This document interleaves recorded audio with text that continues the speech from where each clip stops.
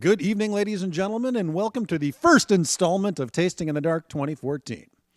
This evening, we all have the rare, auspicious, and delectable pleasure of sitting next to Rick Groezinger, the man, the myth, the legend. Rick, tell us a little bit about yourself and why are you here tonight? Well, I'm here tonight because I was asked about a month ago, so that's the real deal. They've been kind enough to have me on the show 3 or 4 times so far, and I brought out a real cool selection of some kind of off-the-wall things that we really love around the shop. That's basically why I'm here. We would expect nothing less than some off-the-ball, wild out there kind of things. Okay, for those of you that don't know, Rick Groezinger, proprietor of Groezinger Wines in Yountville, you can be reached at? I can be reached at 800-356-3970. You can also find us on our website at www.groezingers, which is GROEZINGERS.com. There you have it, ladies and gentlemen. That is definitely a shop you actually want to seek out.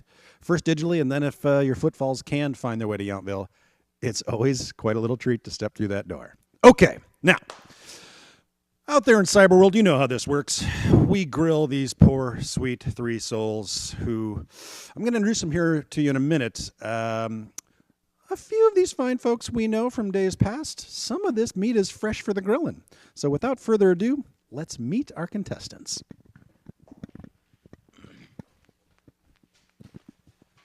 Now then, Mr. Scott Barber, it's always a pleasure to see you. It's always good to be here. You smell terrific. So, what are you most excited about for this fine evening? I'm just excited to see what kind of crazy things that pop out of Rick's mind here. We'll see. That is a terrifying thought. Now, I know you being a bit of a veteran or local in Yountville, having traipsed through Groezinger's door maybe once or twice, is there a particularly memorable little moment that you acquired something, smelled something, tasted something, or were just bloody terrified in that particular venue? Oh, no. It's always just, you never know what you're going to get when you go in there. So it's always fun to go in there and just see what's going on. He's always got cool things open, and there's different stuff that you just don't find anywhere else. Like a box of chocolates, this guy. I love it. Okay, now, we've got some fresh meat. This is Nick. Everyone out there in Cyberland, say hi to Nick. Nick, please say hi to everyone out there in Cyberland. Hello, everyone in Cyberland. Where are you from, and what brings you to this fine table? I am from Portland, Oregon, and I'm at this table because I love wine. I love buying wine. I'm excited to have a wine shop that I can potentially buy more wine from because I live here in St. Helena now. And my family has a vineyard in Amity, Oregon, and I sell French oak barrels, and that's sort of my credentials in the wine industry. He's being very modest. His family's been in the wine business through sales and other things for multiple generations, going all the way back to the old world. We'll delve into Nick's mind a little bit later. I think he's going to be the most fun for us to dissect. Moving down the line. Hananine, the seasoned veteran of the French Laundry, the maestro, the master, the unflappable. It is a great pleasure to have you here tonight, and please introduce yourself to Cyberworld. Cyberworld, good to be here. My name is Anani Lawson, and I found this place through Didier, who approached me a few weeks ago to do a project for Cork Wars, and our conversation led to this me being here this evening. So I'm thrilled to be part of this event. I'm not sure exactly what to expect, but I'm living in the moment. Just the way we like it, a little bit of fear and a whole lot of enthusiasm, ladies and gentlemen. All right, you all know the rules. There are 3 glasses in front of you. We hope that you can inspect them accurately, break them down, find out what pleasures reside in each of those glasses, score them appropriately. After about 8 to 10 minutes, I'm going to prod you not so gently, hoping that you will shoot out your first round, refill with specimens 4 in the rock and roll decanter provided by, yes, Mr. Rick Groezinger, which we will talk about again later, 5 and 6. You'll have an additional 6, 8, maybe as much as 10 minutes to break down the last 3 wines, and then we'll have a nice little discussion to find out just how silly you really are. Good luck. All right, Mr. Groezinger, before we go any further, is there a common thread, point of judition, or reason that these 6 wines were selected? Yes, there are 2 selected 2 flights of 3. There is a theme behind each flight. I could tell you, but it might take away from the Secrets are much better left unsaid. the blindness of this tasting. I'm sorry, ladies and gentlemen. This is the first time I've ever seen this happen. This is going to be a big night. First, I've got a glass and bubbles in front of me, and that's just making me smile because it's just about the first few weeks 2014. Secondly, Ananin just winked at Rick. He's trying to win favor from us already? Oh, I think he's going to be the scourge of the deck right now. Okay, sorry. I think you kind of gave it away that you just said the first wine is sparkling. I mean, I have this knack for discovering the obvious. I know you do too. It bubbles, so yeah, it is what it is. Cheers. Actually, on that note, cheers. Thank you for bringing bubbles. Sorry, TV world. That's what we call dead air. Now, oh my God, the pompous nature of the way Scott was looking at it, swirling around. And, come on. All right, we're going to cover that topic a little bit later when it comes time to decanting as well. Now, first tasting where we've had 3 different clad contestants. Ananin's terrified he's going to head for the door any second, so he didn't even bother to take his coat off, which I can appreciate that. Nick, he's like the cousin you can't get rid of. He's already figured out which spot on that couch he wants to call his own, and the kid's in the softest sweater I've ever seen. I love this guy. I just want to take him home and pet him and rub his belly. Scott, on the other hand, is a bit of a pickle because he's one wearing loafers, no socks, so there's a little bit of that East Coast thing. He does have a fairly formal and well-pressed shirt because that's just how he dresses himself. And he's got that pin from the Accord of Master Sommeliers on his lapel, so he's a little bit, I don't know if everybody's going to love me. Maybe if I show off, it'll be great. So we're going to put a little bit of a thumb on him later. Now, I know the 3 palates at this table have seen some truly extraordinary wines. With Ananin's almost 10 years at the French Laundry, the glories that have passed over his lips are of legendary proportion. Now, Nick is a bit of a dark horse because he comes from a fancy family, at least so he's purporting. But he's such a nice guy, I don't know if we can take this fella seriously. I mean, do you think he's going to be critical enough? That's what I'm concerned with. I think he's going to laissez-faire his way through. Oh, this one's fine, and this one's okay, and yabba, yabba, dabba, dabba. Yeah, I think that's all we're going to get out of him. Scott is really, in his past tastings, not only is he critical and thorough, he's accurate. Very, yeah. When he comes in the store and tastes wines, it is all business. He brings me a lot of nice stuff. Right on. And that's where, having the talent, having the charismatic good looks, and the socks thing, I'm just not going to be able to let go of that. Can we get a close-up shot of that foot? Just the sock, the blue jeans. Socks. Yeah. I mean, it's January, for frickin' sake. We're obviously not in the Midwest. Truly, we're poor people out there. I'm so sorry for you. Have family back in Michigan and Illinois, and they're just freezing their sweet little butts off. So pull a cork on something rich and red, rub it around, and you'll be much warmer. Okay, now, whoa, you watching this Nick guy? Up into the cheeks, terrified. Oh, and a little dribble. He's so cute. Oh my God! That's a good clean spit. Let's see that left hand. Let me see the left hand. Where's the left hand? Let me see. He's free, ladies. I think you might want to check this fella, or fellas. We're not that far from San Fran. He's cute enough. He's going to have a large audience. All right, now Ananin, the fear, the intensity, and the smirk. God, the guy's got, and the wink. Oh, man, no, I got one. You got one. All right. Beer. I didn't even notice that there's 2 really attractive ladies behind me. Okay, never mind. It's not us.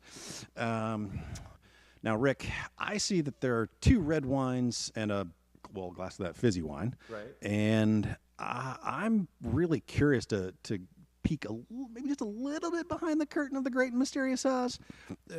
Can you allude to what the connection is without giving anything away, or is that sacred? Well, without giving too much away, they are regionally specific. Hot damn, I love what you're doing. Okay. Now, let's get back to you for a moment, because you are a fella of legendary proportion in this valley, Northern California, and I think the globe as a whole. So a little something for the folks out there. How is it that you always seem to have a drop-dead gorgeous woman on your arm, and you are a walking catastrophe? I don't know. I'd say that that's luck. Okay, all right. I'm just going to, or I did something really good in a past lifetime. See, that's the broad thinking. That's why people just gravitate to you.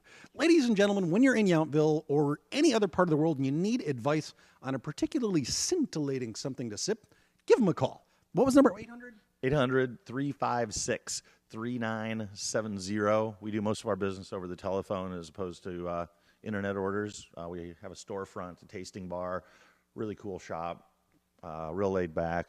We try and leave the pretension out on the sidewalk. So, which in Yountville is pretty deep, way past the knees, almost to the hips. Okay, now, gentlemen who have your 3 glasses in front of you, you are flailing. You have exactly 1 more minute to break down those 3 wines, evacuate your glasses, and jump into flight 2. And I've been really kind. I've given you... we have a question. Raise your hand. Ask it properly. Oh, shit. Wow, yet another first, ladies and gentlemen. Okay, all right. All the good... All right, so let's disregard 1. Didier, we need 3 fresh stems, please. See, ladies and gentlemen, even in the most hallowed of halls, shit happens. Probably not allowed to say that. All right, sorry about that. Okay. Okay. it's bad. It's bad. It's bad. All right. Man, come in. I think the French Laundry Psalm is correct. Ananine, what was it that tuned you into that being corked? Give me like 2, 3 descriptors. Well, it has a pretty, I couldn't even smell the fruit, and there's a strong corkboard type of smell to it. So. Okay, so it's all funked up. Correct. All right, thank you very much. So, ladies and gentlemen, out there in cyber world, when you smell a wine that smells like a corkboard or just kind of seems all funked up, it's probably not good. So, don't ever be afraid of your glass of wine. More importantly, don't ever be afraid of the snotty sommelier at the fancy restaurant who's saying, no, it's accurate. However, that's where their talent lies, and so they should be able to, like Ananine, the guy's been tasting swanky juice for a decade, and bam, straight away. So have you ever had a screw cap wine that is off? Absolutely. Yeah. You know what they call that? It's screwed, not corked. Okay, gentlemen, it is time to evacuate your first flight and jump into flight number 2. With this exercise, this is also the first time that we've ever had a wine being presented out of a decanter. Now, Rick, what in the heck is that beautiful gob of glass on the table? That's a new project that we have been working on for the past few months. We developed these decanters through, an expression of freedom, because I feel that color is judged in the glass as opposed to in the vessel that it's poured from. A lot of lead crystal decanters break easily, and I mean, look at the damn thing. It's just way more fun than your standard plain decanter. They're hand-blown. They're made out of laboratory-grade Pyrex glass, and the colors are fumed into them. That's by using precious metals like gold and silver. The company, we're about ready to launch the website and launch the company this year. It's called Donnan Decanters, Donnan. And they're much more durable than regular crystal decanters. Yeah, and as you can see, they're just they're gorgeous. We have a lot of different styles and colors. So look at these monkeys rubbing a football. This is just hilarious. So we throw the ringer in there that's now the dead ringer because it was a corked glass, and we called in for fresh reinforcements of new stems, and everybody's just so befuddled. Is it 5? Is it 4? What was it 3? Which one was the? Oh man! Oh god! Oh geez! Oh golly! Okay, now flight number 2. Scott jumps in straight away, all serious, all balls, all business. Man, we got to do something to loosen this guy up. If you had a customer come through the door that looked like this guy, what are you going to show him? What do you think you should sell him? Oh, the expensive stuff. Damn, Skippy. And unfortunately, I don't carry that many imports for him because I know that he's a big fan of Italian wines. Okay. So when he comes in my shop, it's maybe I have to break out some weird goodies for him. Okay. All right. Anything that's kind of striking your fancy as of late? Well, last fall we did a decent amount of the Parador. It was a Reserva wine that Steve Ventrilo makes. It's a blend of Cabernet Sauvignon off of Atlas Peak and Tempranillo. and it was a Reserva. It was a 2005. We really loved it. Super cool. Actually, you and Steve look a little bit alike. Whoa, we got a double thumbs up out of our producer, ladies and gentlemen. Okay, she's apparently a fan of Steve Ventrilla, as am I. Okay, now, back to the table. Sweet Nicholas. Nick's just hanging in there, clinging on for life.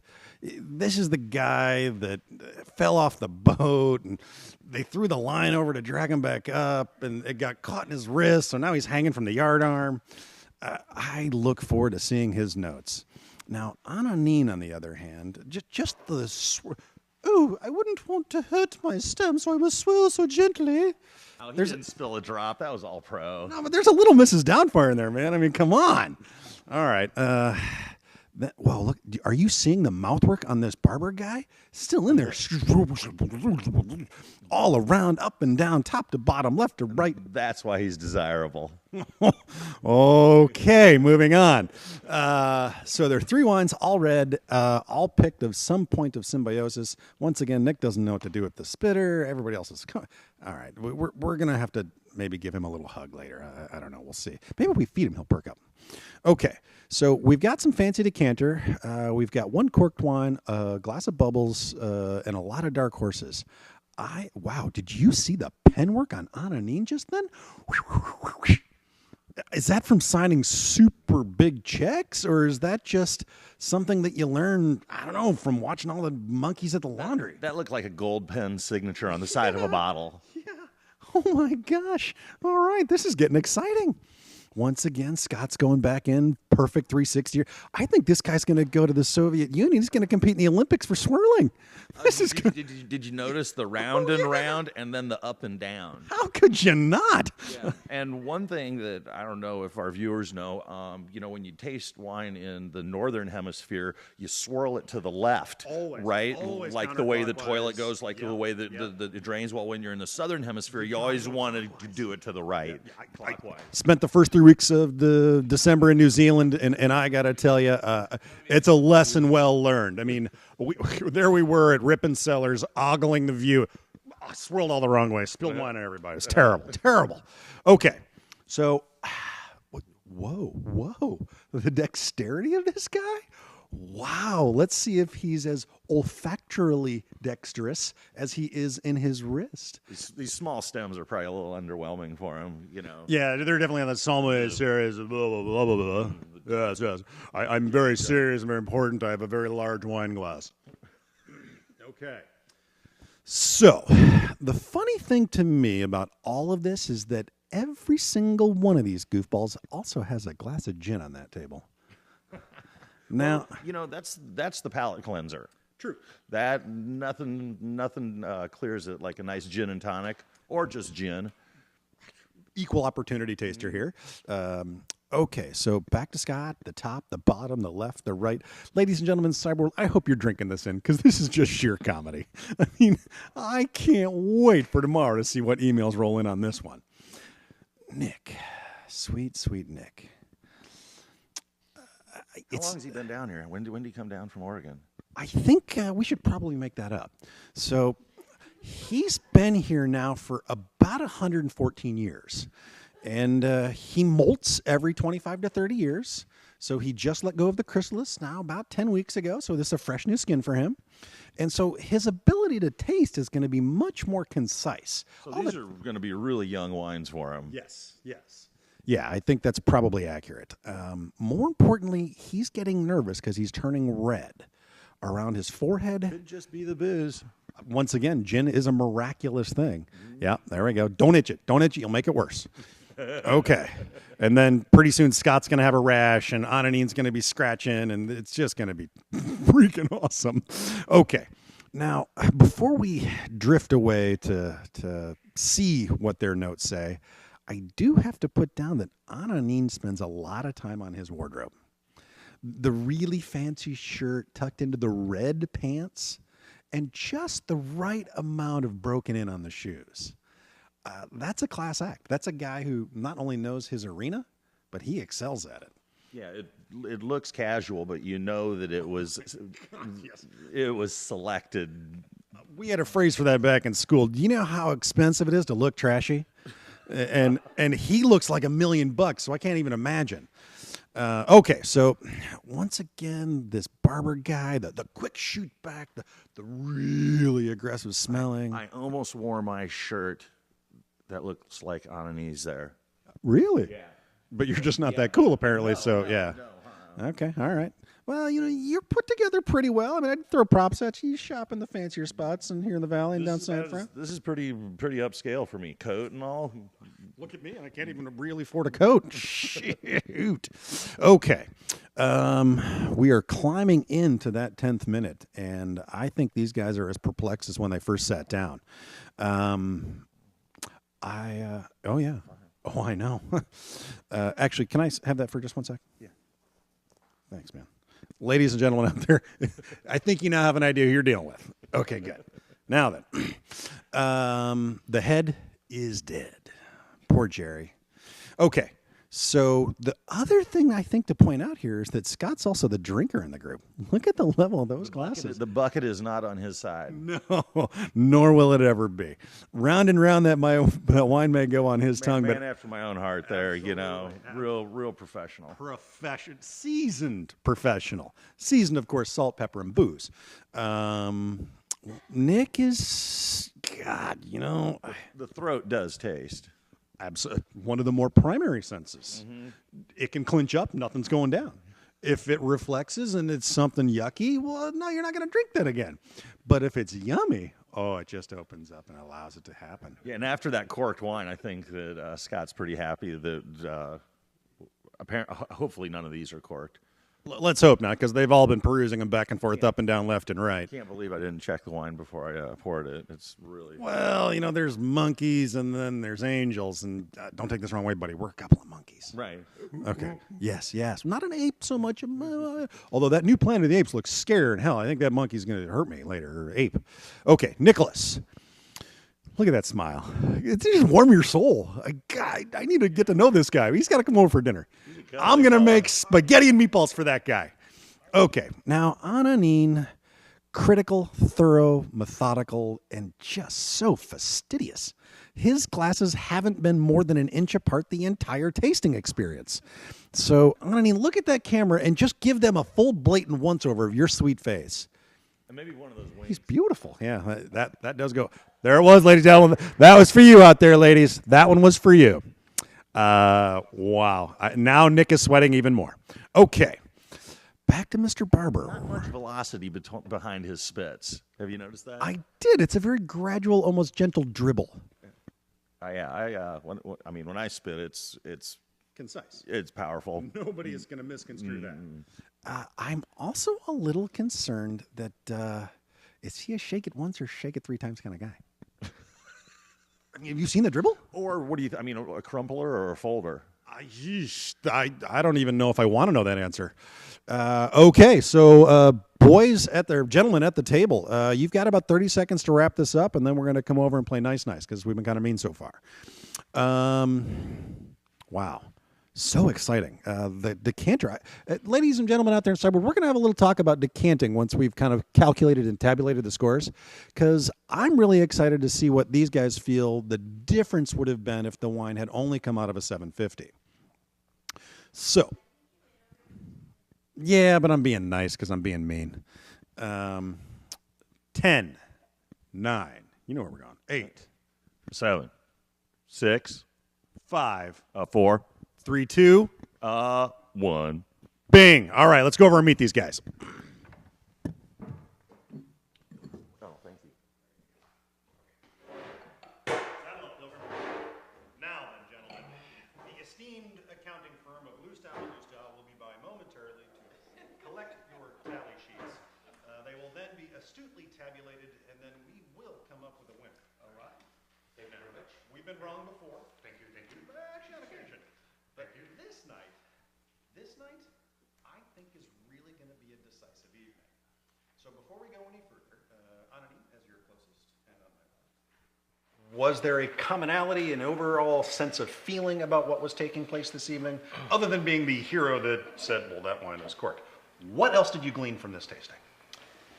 Well, I think overall the selection was really was pretty high. Okay. I think I tend to like all the wines. Fabulous. There was one wine that I think was a ringer. Oh boy. So I'll tend to think that most of the wines were domestic wines, but then one of the red wines could have been from Burgundy. But Yeah, he worked for 10 years at the laundry. Okay. Cool. I'm very curious to see. Nick, sorry. What's your impression of the flight? For me, it was a great learning experience. I tasted a lot of different wines I don't normally drink. I drink a lot of Burgundy, but I do drink champagne. Oh, you poor soul. Yeah. For me, there's a couple of wines that really stood out that I liked. Okay. Some that I thought were, all right. I liked the length on a few of the wines quite a bit. Good tannin. So yeah. So structurally well built, interesting, and we've got a nod for a couple that could be fave. Okay, excellent. We will let the numbers tell us what your conclusions actually are, sir. Mr. Barber, fancy foot guy, not a super fancy watch, but a good watch, and a pin on his lapel. You spend all day in a tasting room. You can tell. I wish. I don't even have Sizing up that. his shoes and the watch to Yeah. see how much they're gonna buy, right? Yeah. On occasion, you look at, okay, we got to, okay. Okay, Mr. Barber, same question as Nick. What was your general consensus of the overall 5? Well, I reaffirmed that I love wines with acid, so obviously my favorite wine was the Bubbles, for sure. But I also, it was a pretty straightforward, the kind of wines that I expect Rick to bring, which were, I thought they were New World wines, I thought they were cool, I thought they were different, and I thought they brought something to the table that was more than just what you expect to get from what we usually taste around here. So I think it was a really solid flight of really pretty interesting wines. I love a client or a guest who's mentally stimulated. You got it. Well done. Was there a particular wine that was like, holy shnikes, that's the one I want to drink? Other than the champagne, which we've already dedicated or dictated. Actually, I thought wine number 5 was pretty cool. Number 5 which, pretty cool. Rock and roll. which kind of goes against everything that I am about, if it is what I think it is. But I was pretty impressed with it. It was pretty good. Sometimes even us purists can be hedonists as well. All right. Nick, was there a particular wine, or actually maybe possibly a pair of wines that really blew your hair back going, oh my God, that's what I want to drink later? Mine was also number 5. That was the number 1 wine. I love the complexity of the wine. Okay. It just had a lot of different levels, length, good concentration. It wasn't, over oaked. There's a lot of great aromatics in the wine. It was beautiful. Okay. So kind of that perfect picture of fruit, texture, acid, and Interesting. And it was Okay. interesting. once again, another mental stimulation. Look at you just stimulating them mentally. Ananine, last question. yes, Was there a particular wine that you would, holy shnikes, I can't wait to rub that all over me later? well, I'm thinking, sorry, I'm curious to see what number 1, wine number 2 is, because that's the one that I was thinking could be a Côte de Nuit. I like the tannin character that it has, and I hope I'm right. So, Rock and if roll. I am, then I'll have a glass. Super cool. Again. All right. Rick. Would you have No, I something? was just going to say I'm really thrilled that you like that wine because it's a special wine and Is that right? Okay. it'll be really neat to unveil. All right, then. Monsieur Lustal. Here we go. On number 5. Right? So one number 5. Roland Tebb. Scott and Nicolas Premacherie. You have a 12.5 and you have a 12. Black Sears fruit. You like it? 16. That's good. Yes. What 12? Let's say Scott. What was wrong with this one here? That's your least favorite of the flight, actually. Oh, this is the 6th then. Wait, Yeah, 6. Sorry, because of the I didn't count the. that's 5. Yeah. We were told a full Our 5. favorite, Yeah, yeah. favorite's That 5. one, yeah. That would be that's right. That would be one number 6 because of This I is didn't 6. count the cocked one. So 6. Oh, okay. Well, I'm at 6. Sorry. Okay. All right. So And you can now find out why the esteemed accounting firm of Lustow & Lustow doesn't have a lot of clients. That's Right, that's a fact. They're in a beta testing phase right now. So. Juan Cristiani. So we'll put him back over here. So what was wrong with this one, Scott? I just got a lot of oak on it. I thought the alcohol kind of stood out. Just, you know, it seemed pretty straightforward and simple to me, Andrew. Okay. And what about you? You liked it? Can you Yeah, defend it? I liked it. I thought it was it had a ton of blue fruit, soft tannins, and it didn't have appear to have any flaws. So I sort of graded it accordingly. Clean, classic, Yeah, clean, correct. classic. Nothing Exactly. unpleasant, nothing holy shnikes, just kind Exactly. of right in that middle Right. zone. All right, well, the Juan Cristiani boys, you're good guys. Ladies and gentlemen out there, if you've never met any of these Juan Cristiani boys, find them, love them, drink their juice. Next. Okay. The next one we're gonna go is wine number 5. Sorry, no, shit. 5 and 6. The brilliance of a tarnished diamond, ladies and gentlemen. Okay, wine number, this is F. So that would be, F. That's 1, 2, 3, 5, or 6. Let's go F. that's right. Let's open it. We just got it. That's what we just Yeah, discussed. I just talked about wine number Just did that F. one. Sorry. Yeah. Shit, motherfucker. Hey, we're not supposed to curse. So yes, I can. Particularly about your... That's We are supposed to sweet. curse? Let me take this Yeah. one off here. Oh. This is the Well, first fucking one. A. I had no idea. That's going to mess you up. This is. Okay. It did. Moving on. Okay, and then now we're doing wine number 4. Number 4, ladies and gentlemen, in this magnificent decanter that I can barely reach.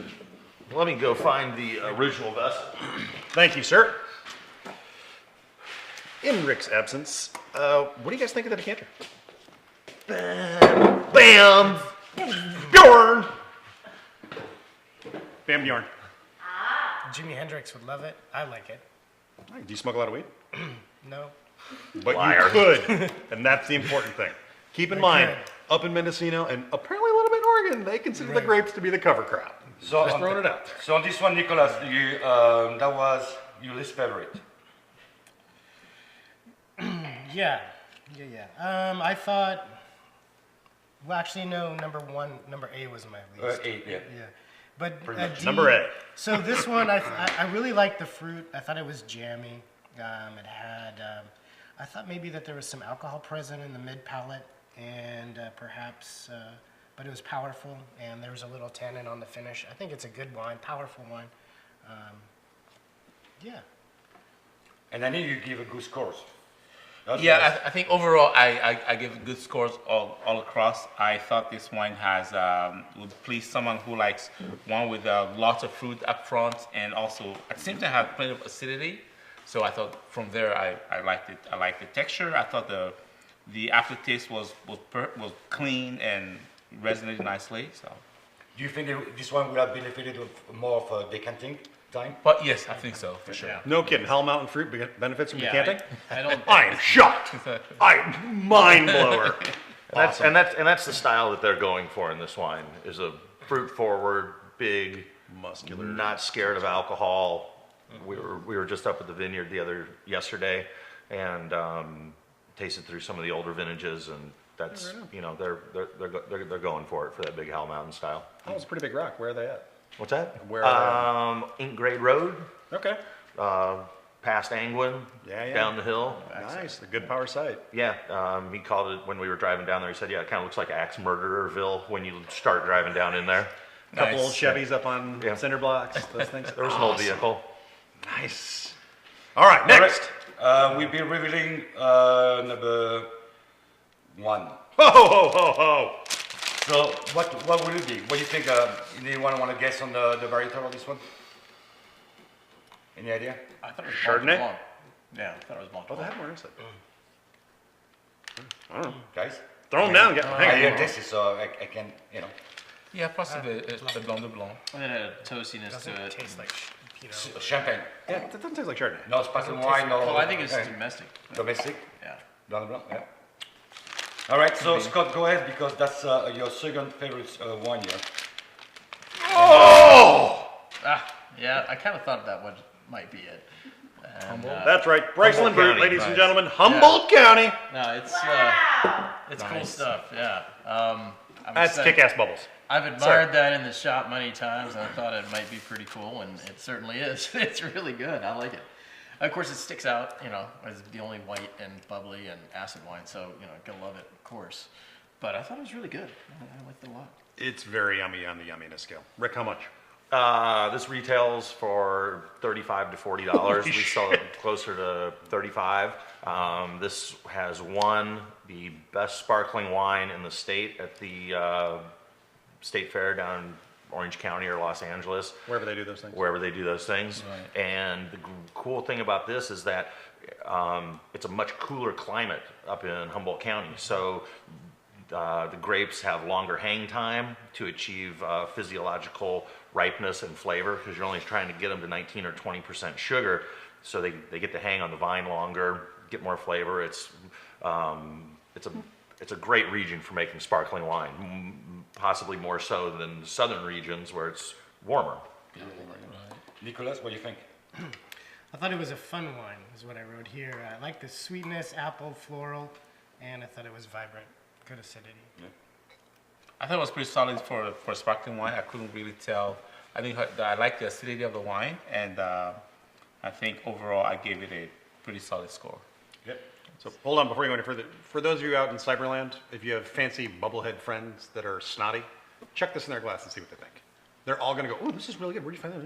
"Oh, it's from Mendocino." Like, no, it's not possible. Humboldt County, Humboldt County, where it really is further overcrop. It's a lot less expensive than Salas or something like that. So, Yes. Yeah, right. Yes. Okay, moving on. 2. Dun, dun, dun, dun, dun, dun, dun, dun, dun. Dun, dun, dun, dun, dun, dun.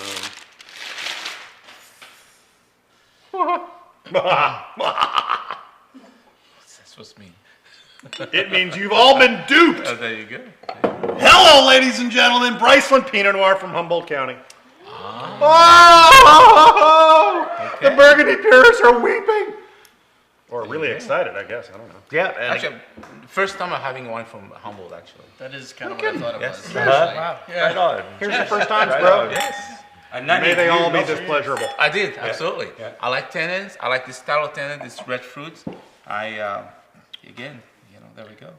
And for you two guys, this is split 14-14. Yeah, I mean, that's what I would have guessed it was, actually. Let me guess the last one. But no, I thought it was good. It was, it kind of reminded me of Marin Pinot Noir. Those marginal climates where it's got New World fruit, it's got juiciness, the rhubarb, that forest floor, but didn't quite have that Burgundy, extra, oomph to it, It was still cool climate New World and not... Is it lacking in the funk?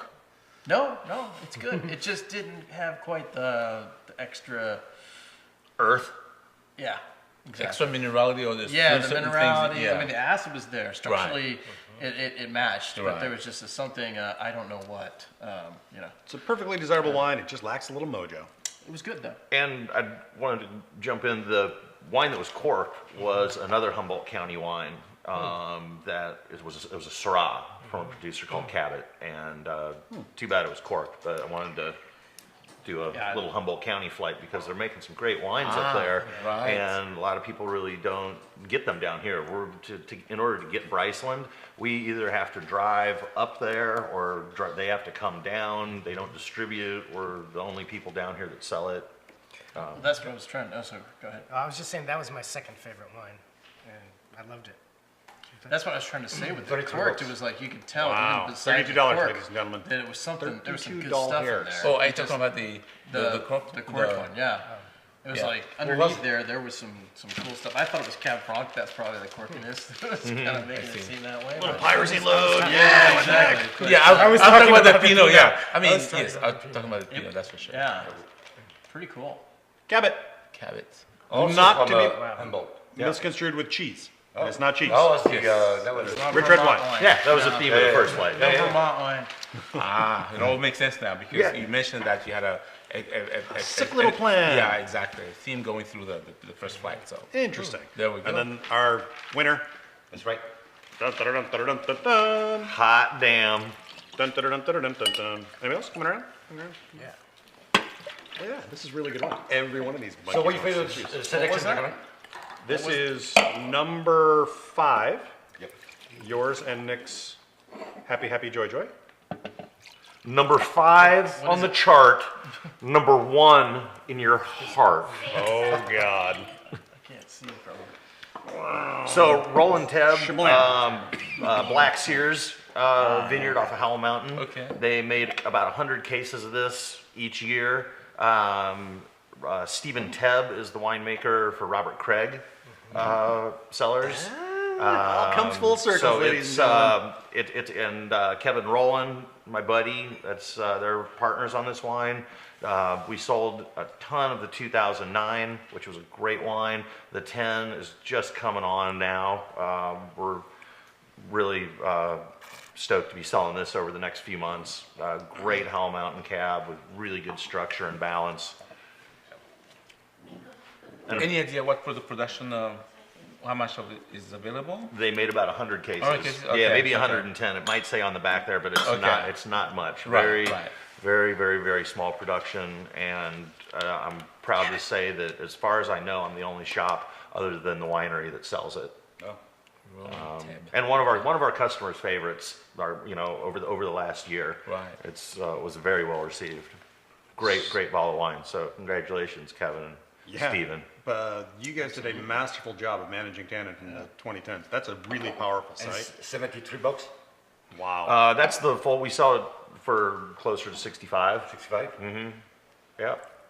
So if you want a broker a better deal, talk to that guy. Yeah, and for single vineyard Howell Mountain cab From Black Sears Vineyard? for $65. I mean, you really can't beat it. Also, the Bjorn is at $65 too. So maybe 70, somewhere in there, 65 to 70, I forget. But those are really solid Howell Mountain wines, especially for the money.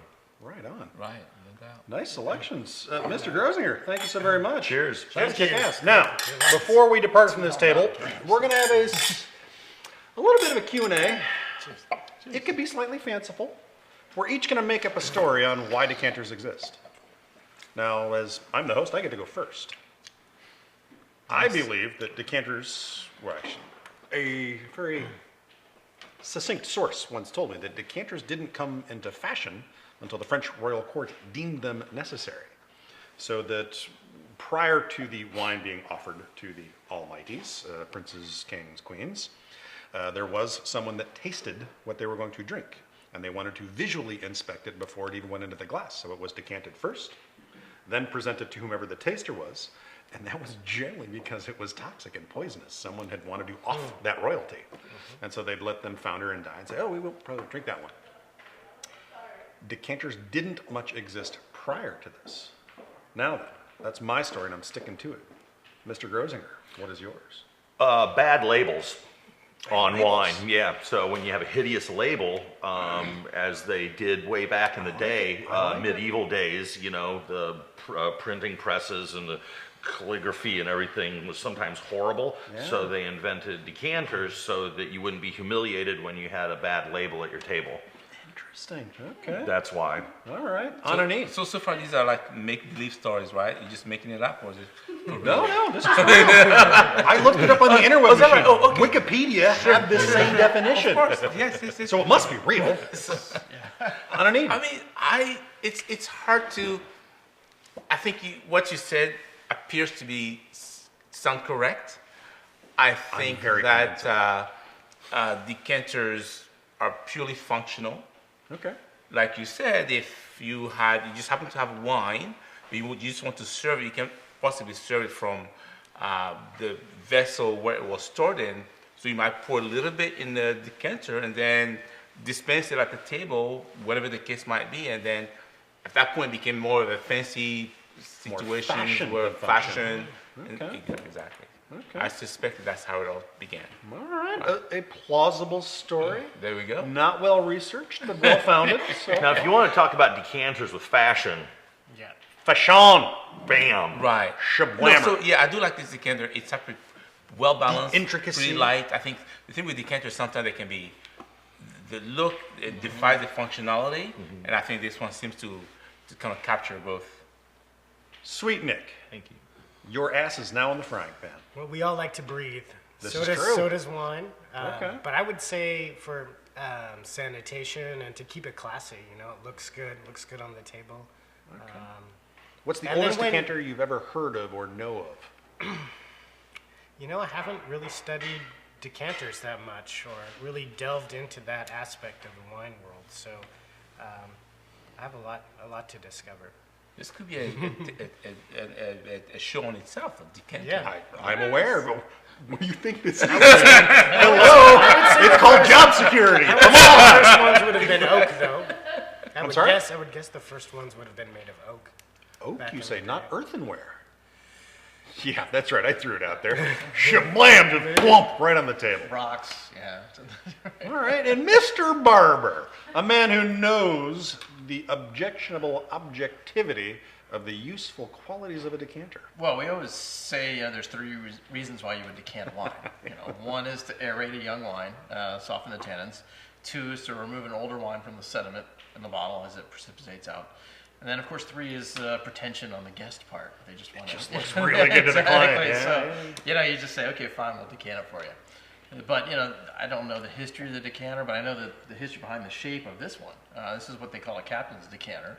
It is. Because the captains on the ocean-going vessels would put the wine in this for the sake of the boats rocking back. It's going to slide a little left, It's slide a gonna little slide. right. It's a weeble wobble, it won't fall down. We will wobble, exactly. Okay, It's not okay. going to fall over and spill your wine all over the place. So And that is clutch when you're Exactly. stuck 3,000 miles away from any point of land and you just need a little bit of civilization. And really, who were the people that were on the boats drinking these wines? The British and the French, and of course, they learned to have their claret and their the Americans wanted Madeira, but whatever, that's different. But Good times. still, And for people that drink young wines, which a lot of Americans do, for lack of patience, decanting a wine is so important in order to get the flavor, the maximum flavor potential out of the wine.